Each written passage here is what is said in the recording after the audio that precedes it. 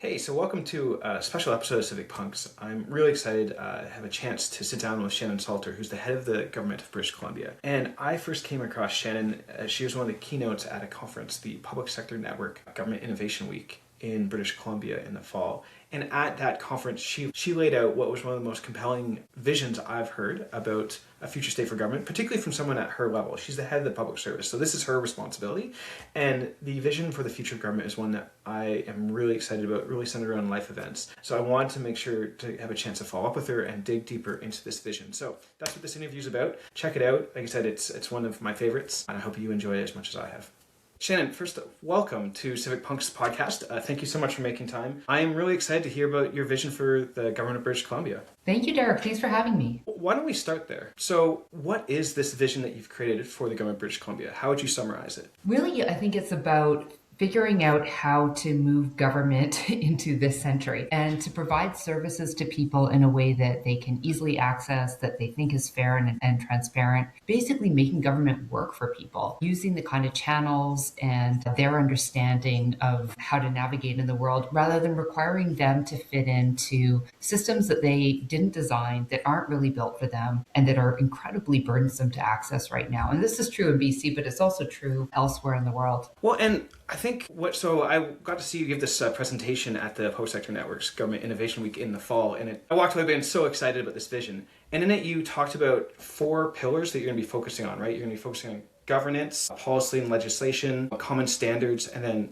the tech itself, the tech stack. What made you choose those 4 as the pillars? Yeah, I think sometimes we really focus on the technology as the solution, the bright, shiny object in the window, but we ignore the fact that there's something much more fundamental that needs to be aligned first. We need to figure out what it is that prevents us from being able to offer these streamlined services to people, and oftentimes it's not the technology. When we slap a technology interface on top of our existing processes, we pave the cow path. We digitize the status quo and we lock in the frankly not terribly efficient, not very user-centered way that we've always done things. It might look a little better, it might be available online, but it doesn't fundamentally alter the way that people engage with government services. To do that, you need to change culture. You also need to change the way that teams communicate with each other. You need to change the orientation and priorities, and you need to change the data architecture. And this is even more important given our hopes to be able to leverage AI to deliver services more efficiently. So all of those things are very boring. They're not very interesting. They make for terrible press communications, but they are foundational. And doing that foundational work is very hard in some cases, oddly easy in other cases, but it has to be done for us to fundamentally reorient the relationship between government and citizens.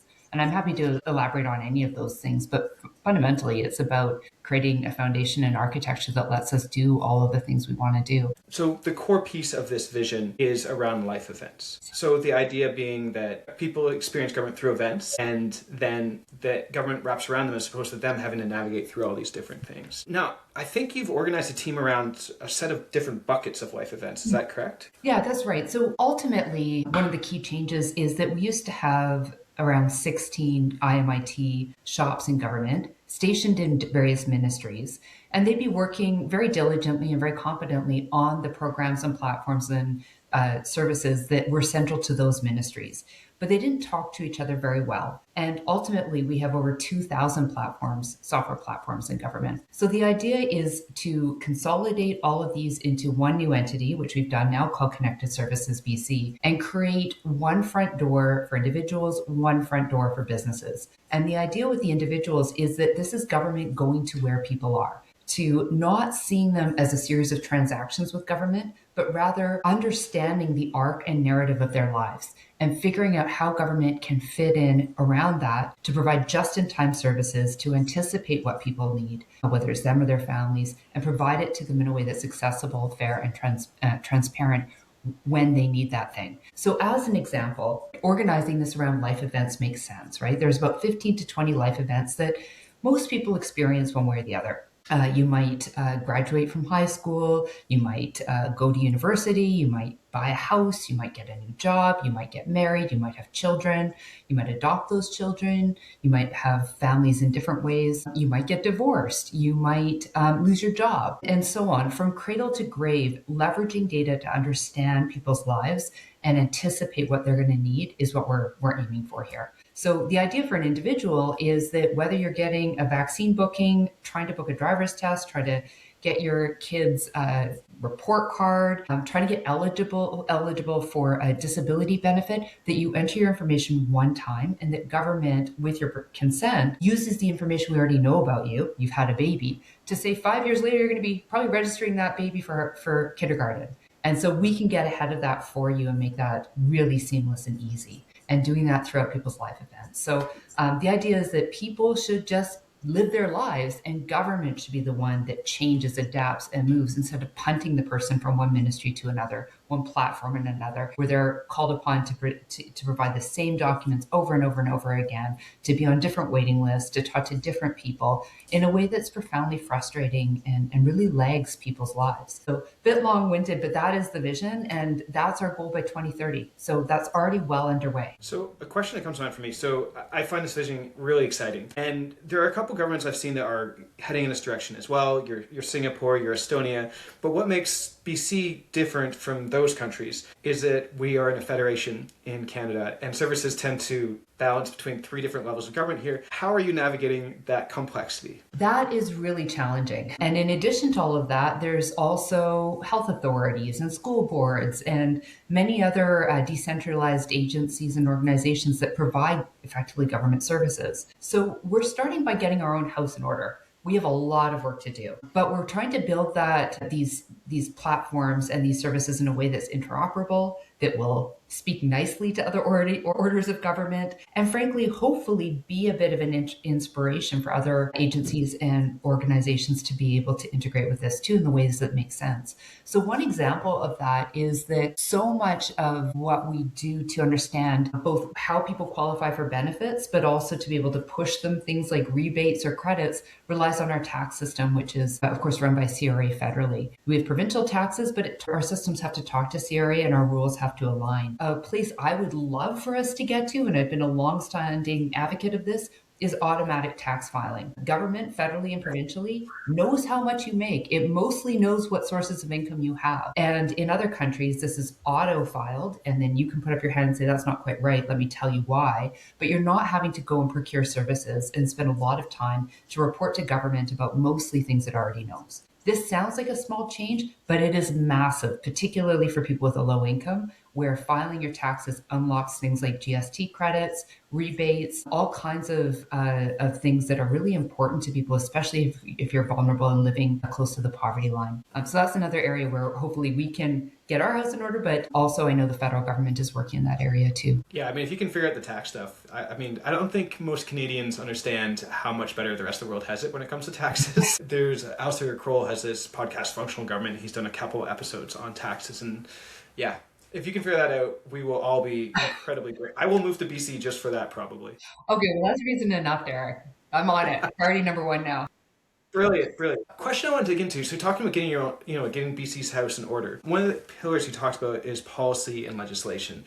And I mean, having been playing around this space for a while now, I can tell you that the layers and layers of policy and legislation is one of the big barriers. The legacy of policy and legislation is one of the big barriers to a lot of reforms that we try to create. So how are you hoping, what's your strategy for digging into that legacy and creating a new policy and legislation framework for this? For this specifically, it turns out it's a pretty minor lift, and it's mainly around information sharing. So we have obviously robust privacy rules in British Columbia, both in legislation and regulation. Required some modest changes to allow information sharing between ministries primarily, which were introduced in the legislature this session. But it's interesting because the culture in the public service, and I don't think we're alone on this, is to say, well, we can't share information with agency X or ministry Y because of FOIPA, because of legislation. And it turns out that most of the time that's just not true. It becomes one of these urban myths that we have in any large institution. And to the extent it is true, we've managed to unlock this through some pivotal but relatively minor changes to the legislation this session. So that's just in terms of consolidating IMIT shops, being able to share information inside government, and be able to create the data architecture that allows us to understand people's lives here in the province. It allows us to leverage AI to do things like more quickly pay benefits and that kind of thing. There's other areas, though, across government where legislation is really challenging. And one of them we've encountered is in permitting. We've made great strides in reducing permitting wait times for things like mining, environmental approvals. But part of the challenge is that across our statute book, there are dozens of pieces of legislation, each authorizing different people to make different decisions on, water authorizations and building permits and mining permits and environmental approvals and housing approvals. And across the span, it's enormous, sometimes overlapping, sometimes conflicting. And what it creates is like a very tangled web to try to undo when you're just trying to get one project across the line. So what we've done to try to tackle both the short-term and long-term impacts of that is that we have a deputy minister group whose job it is to basically be a tiger team for particularly priority projects. And this is a way that we've gotten some very high profile mining projects across the line in record time. But what they do is work to make sure everybody's talking to each other. They're at the highest level. They're troubleshooting. They're working within the existing system to make that happen. But at the same time, they're identifying regulatory and legislative barriers so that they can turn those over to another team whose job it is to help draft amendments to legislation and regulation to change the systemic challenge and not just the one-off. So in that sense, it's worked really well. It's been a very virtuous cycle where you learn, you act in this one case, you achieve the short-term goal, but then hopefully make changes that will make things easier in the longer term. So this actually highlights a question I wanted to ask you. This is in flight. You've already started this process. I think you launched the vision in the fall and started creating connected services in the fall. So we're now 6-7 months into this process. I mean, there's that famous line that, the best laid plans, run into reality and it changes everything. So how have you had to pivot? What have you learned and how have you adapted in the first 6-7 months of making this a reality? Yeah, I think what has worked well is what I have always known to be true about change in my career, which is that where you can get stuck is in gilding the lily, in trying to make everything absolutely perfect and ascertainable before you launch.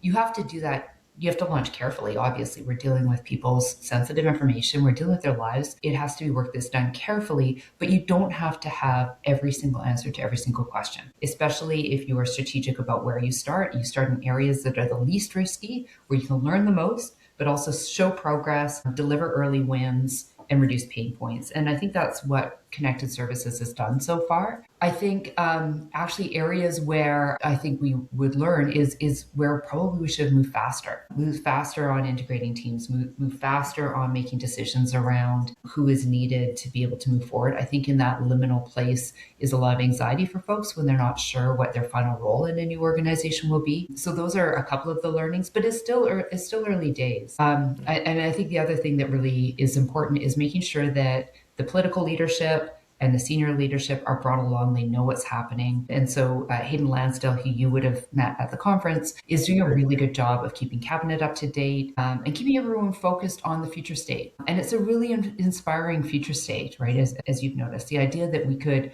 fundamentally transform people's relationship with the state, make government real in their lives, regardless of where they are, make it feel like government is there before they fall down and that they're not having to search for what they need in the most difficult, challenging times of their life. Like I think it's pretty powerful stuff. And we've been really lucky that both cabinet and my deputy colleagues have really seen that. So one of the things we've talked a little bit about in some of our past conversations around this is that this change is happening in a challenging environment, both geopolitically and globally, but also within BC itself. In the fall, there was a really long strike that happened within the civil service.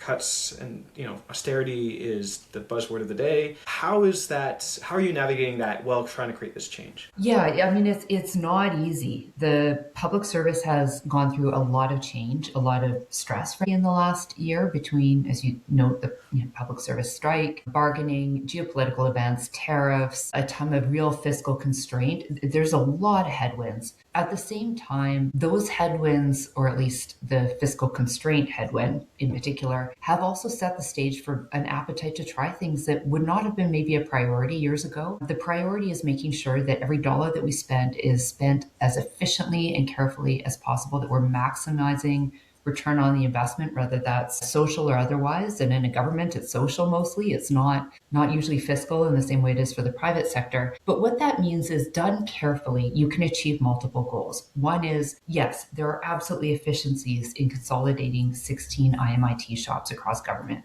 There's duplication that was happening that is no longer happening. There's an opportunity to bring things in-house that were otherwise being outsourced to vendors. At the same time, done well, there's also an opportunity to leverage that to do something better. While you're already changing things, why not change them for the better? And so it's a vision that I've certainly had for years, that Hayden's had, that the Premier's had, to be able to make government work better for people. So if you can not waste the crisis and hopefully have something good, powerfully good, that comes out of it, that's my hope. That's what makes it a little bit easier to get out of bed every day, when you're right, it is a really tough time. It's a tough time for a lot of people. But the public servants got into public service because they wanted to help. And I'm sure you hear this from public servants around the world. You've traveled around the world listening to people like me natter on. But that is fundamentally true. Almost every single one of them could be earning more money in the private sector. And so unlocking the ability for them to execute that vision, to do work that accords with their highest and best purpose, their skill set, their sense of drive in the world, to me, that's the happier future state that can come out of times that are really quite challenging, as you've noted. Well, as a final question to wrap things up here, people are watching this from all over the world